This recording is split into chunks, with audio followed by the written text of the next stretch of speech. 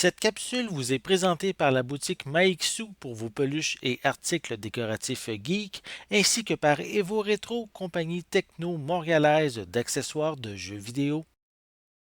Bonjour, ici Viviane pour cinétechno.com et aujourd'hui je vais vous parler de Hell Architect développé par Woodland Games et disponible sur PC depuis le 18 août 2021.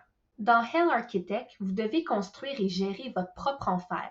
Vous prenez le rôle d'un gérant avec pour objectif de développer l'enfer de manière à rendre Lucifer fier de vous. Créez l'enfer de vos rêves. Aura-t-il les 9 niveaux classiques ou créerez-vous votre propre chaos selon votre vision? Vous commencez la partie avec des bâtiments de base comme des centrales électriques, des cantines, des temples et des toilettes, en plus d'appareils de torture élaborés. Vous pouvez faire subir aux pêcheurs qui vous sont envoyés différents types de souffrances. Punissez-les lorsqu'ils désobéissent ou simplement pour le plaisir. C'est votre enfer, donc vous décidez. Construisez et gérez votre enfer, faites grandir votre population, prenez soin des pêcheurs. Vous avez également des modes scénario et sandbox, améliorez des bâtiments, convoquez des personnages légendaires avec des aptitudes uniques et collectez des ressources.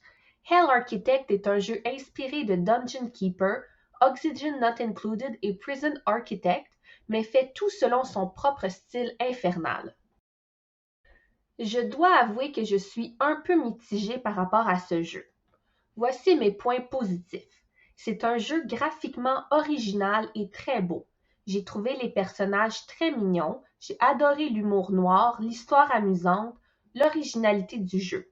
J'ai adoré les scénarios variés et le fait de torturer mes personnages pour collecter différentes ressources.